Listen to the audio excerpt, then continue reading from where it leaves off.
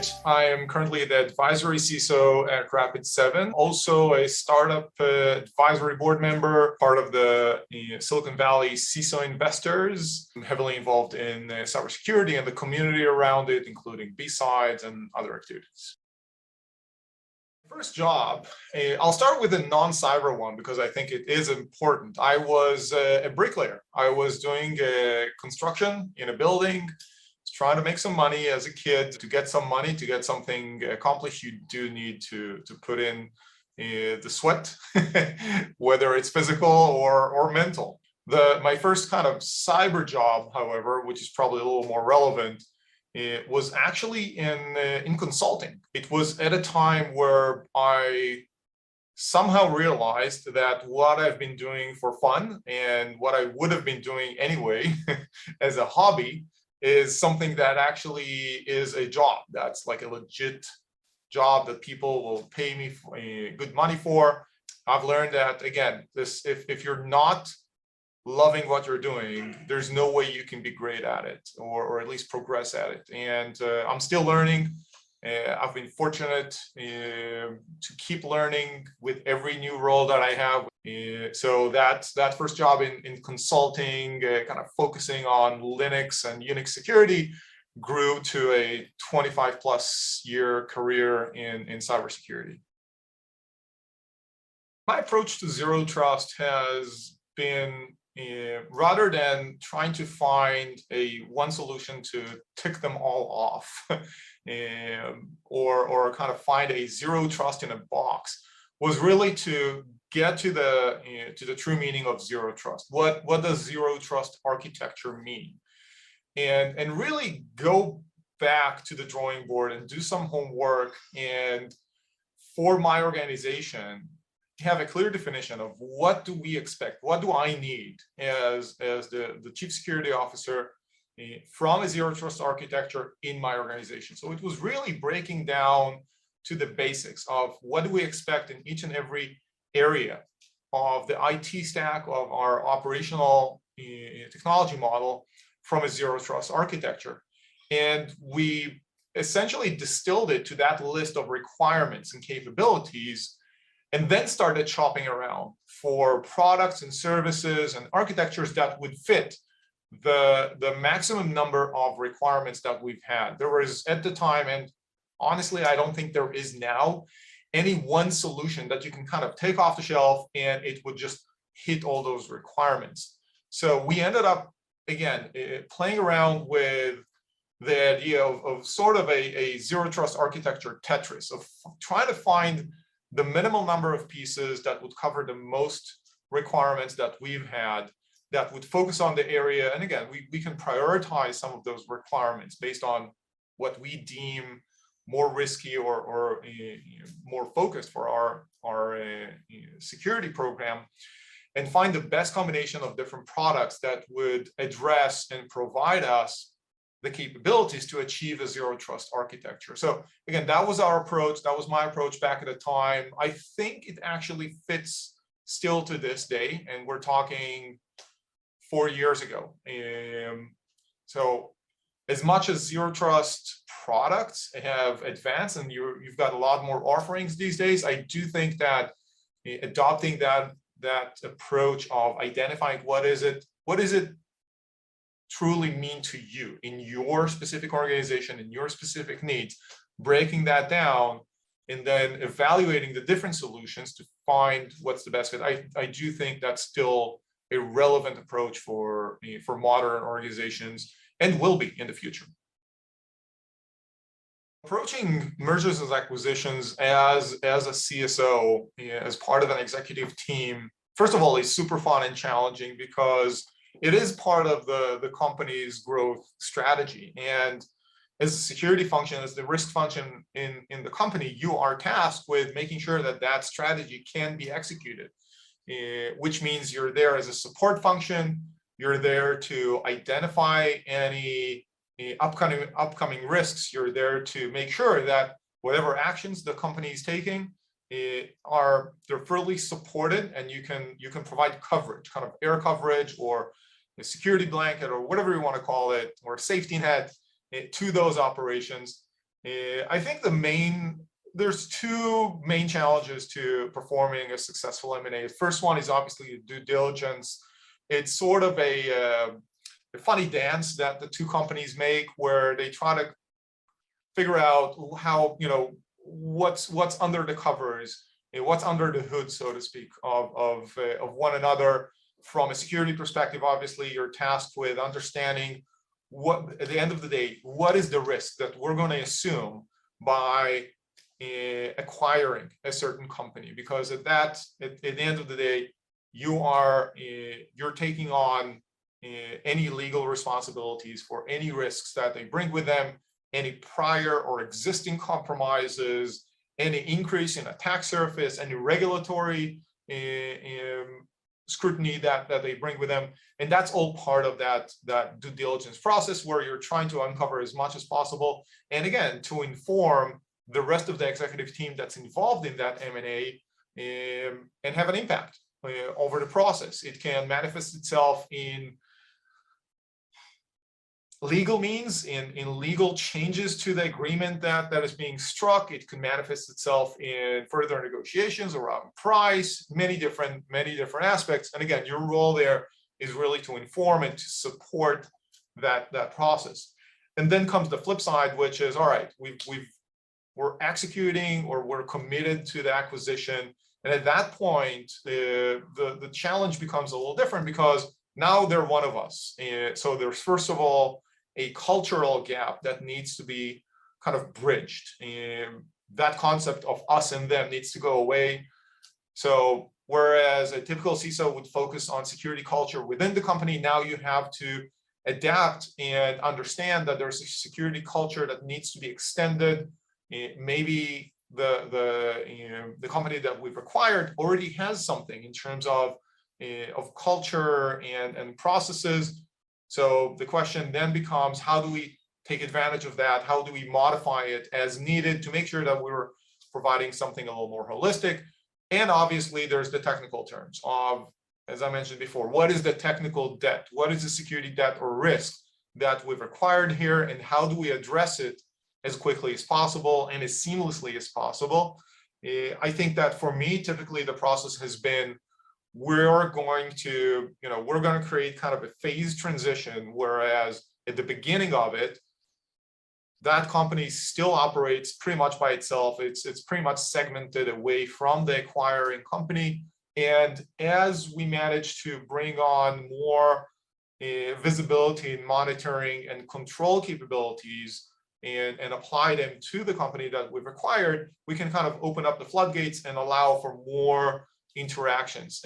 Again, as a support function, as a security and risk function, what we're there to do is make sure that happens as quickly as possible, so that the business can start taking advantage of that acquisition and can start reaping the fruits of the acquisition. So we're not kind of left off as, no, you can't do all the marketing and fun stuff and expand the products and execution because we're still dealing with security. No, our job is typically to fast track that, or put that towards the beginning of the process as quickly as possible. Sometimes I would actually bias towards, let's get visibility on first. If we can see stuff, we can at least respond to it. So the controls might not be perfect on day 1 or day 10, but at least we can see stuff and give the rest of the business the go ahead to execute on their integration plans. And we'll make sure that we are at least having the right level of visibility to kind of identify things as they're developing, stop them if we need to, but really allow the business to run or to execute and reap the benefits of that acquisition as soon as possible. Taking on an advisory CSO role with a cybersecurity company is interesting to me, because it allows me to not just work on the security of one company, of Rapid7, and kind of help understand the risks and the attack surfaces and the roadmap and the strategy, but also work on what the company is offering as far as a product and the roadmap. And the advisory CISO mostly works with kind of the top strategic customers, and is there to provide a slightly more independent perspective a service to those companies to strengthen their security programs, coming in from someone who's done it before a couple of times themselves. And throughout that process, really tap into the target market, the target audience of Rapid7, of whatever security company you're working with, and identify kind of recurring patterns with those strategic customers, with that target market. That's something that typically a salesperson or kind of a field CISO is sometimes challenged to do from an objective perspective. And again, that's why I think that role is interesting, because I'm actually independent from Rapid7, and Rapid7 kind of hires me to go to customers and work with them, and then bring back that understanding of what do we need to do? How do we need to change the platform, the offering? What should we prioritize? What areas do we need to get into that we're not covering right now from kind of the big spectrum of security practices and security programs? Rapid7 covers quite a bit of it, but again, no one can offer the full gamut, and everyone needs to make sure that they're focusing on the areas that they're going to execute on best. So that's basically that role. Again, it's kind of, switching gears a little bit from a traditional CSO role that focuses on executing on one security program, to someone who's kind of in between and running between many different security programs, and garnering their understanding of what does the market segment need, and how do I help one company to expand and execute on its product roadmap. The role of a chief security officer is really not to lock things down. And I think I alluded to that in a couple of my previous answers. The role is really to allow the business to move as fast as possible, as wide as possible. And at the end of the day, from my perspective, to take as many risks as they want. Because if you're not taking risk, if you're not challenging yourself, if you're not creating disruption in the market, you're not going to be a successful business. All right. It's the safest thing to do is just not to do anything. That's not what we're there for. We're there to challenge the executive team and tell them, go further, go harder, ask for more. Challenge me to provide you with that safety net that I mentioned before. Challenge me to expand the guardrails, to allow you to drive faster, to cut corners, taking on analogies from other sports, to go faster, to break faster where needed. That's really what we're there to do. So I would focus less on the tools and capabilities and controls that, yes, they will make you feel better and safer because you know what the limitations are, and you're kind of narrowing the guardrails. You're making sure that everyone follows that one lane. But that's not fun, and that's probably not business savvy. You want to run 10 lanes. You want to have minimal margins at the corners. You want to have wide corners that you can cut through rather than have to stop, turn, go again, and all those kind of stop and go are really affecting the business. I would highly challenge any CSO or CISO to sit down with their management and ask them simple business questions. What is it you're trying to achieve? What are the risks that you're seeing? Where's the competition?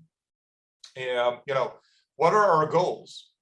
And try to take those as kind of the guiding principles to, all right, I need to make sure that happens, and I need to make sure that if they want to go a little further, they can, and really challenge the executive team back and tell them, why aren't you trying to go further? Why aren't you trying to attack or address additional markets? We can do that.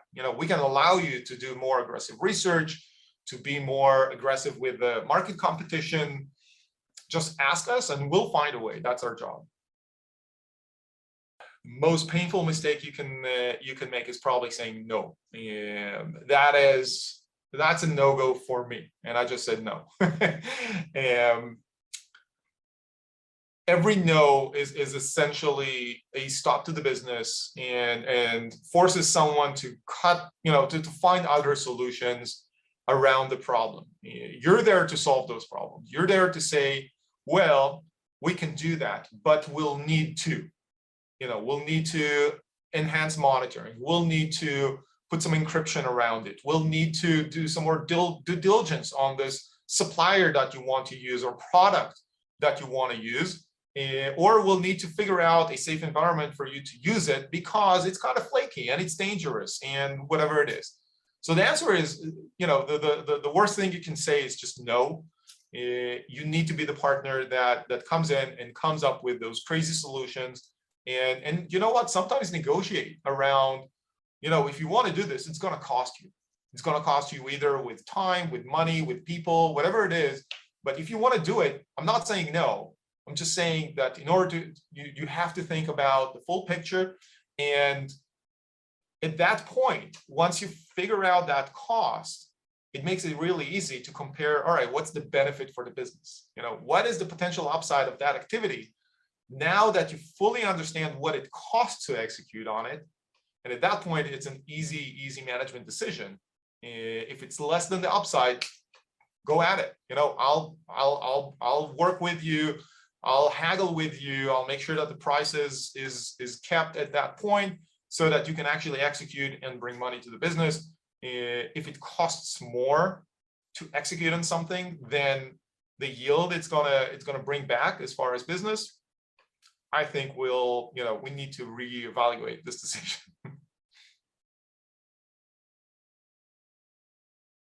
What's the cybersecurity startup product or solution that I would love to see? I'm not sure you can pay me enough to say that here. It's seriously, I've been working this concept of what I call, at least, elastic permission, which is essentially kind of an encapsulation of my personal approach to security. It basically says, go ahead, do things, be creative, be disruptive.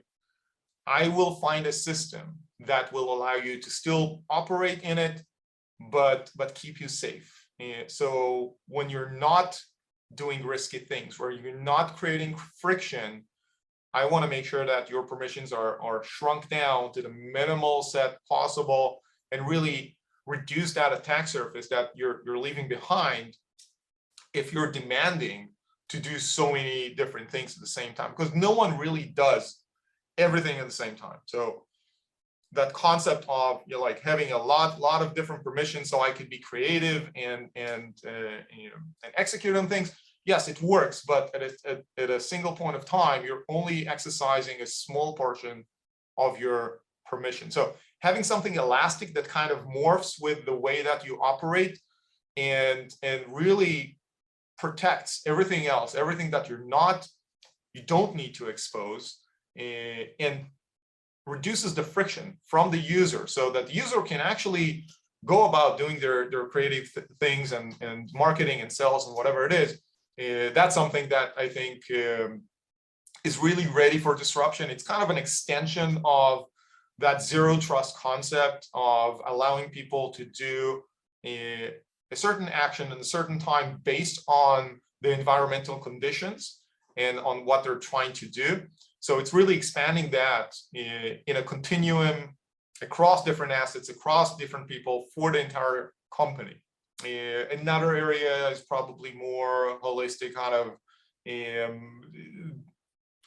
I hate calling it XDR, but detection and response, classic SIM or MDR or whatnot. Tons of potential for automation there.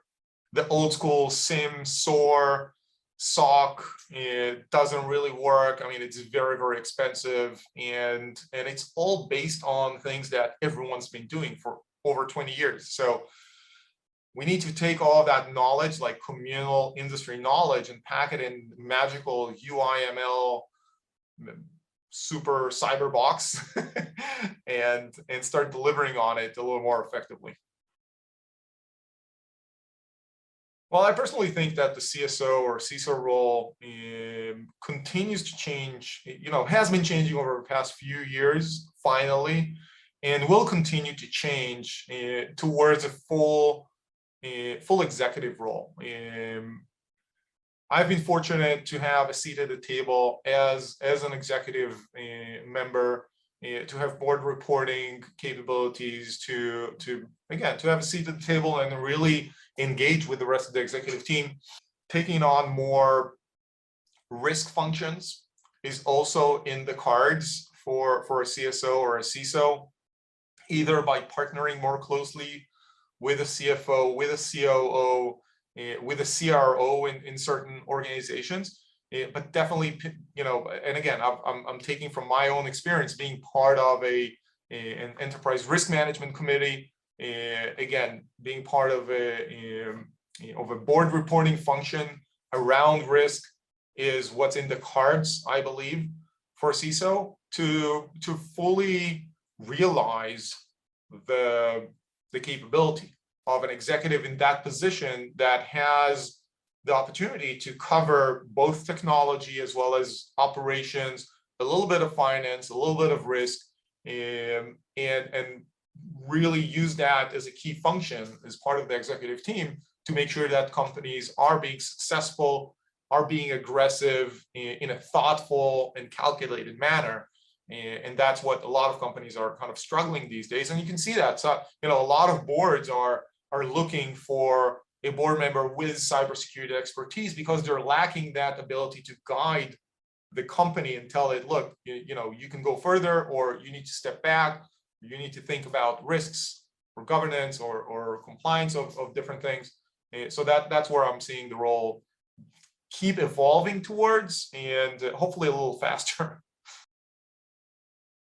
So I do a lot of things for fun. I mean, security is, first of all, security is fun by itself, but for fun, I do many things, from playing with my kids, doing a little gaming on the computer. I've recently taken up flying as a hobby, especially during COVID days where we've had a little bit of a flight restriction. I was like, no one's going to ground me.